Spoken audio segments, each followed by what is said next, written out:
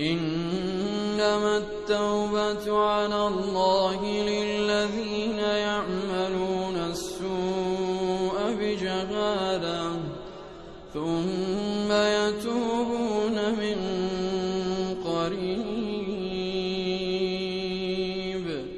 فأولئك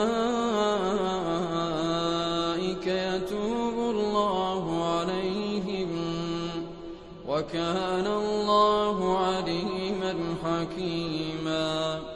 وليست التوبة للذين يعملون السيئات حتى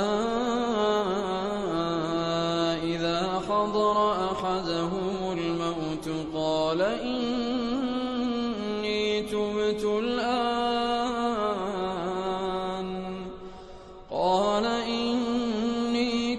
الآن ولا الذين يموتون وهم كفار أولئك أعتدنا لهم عذابا أليما.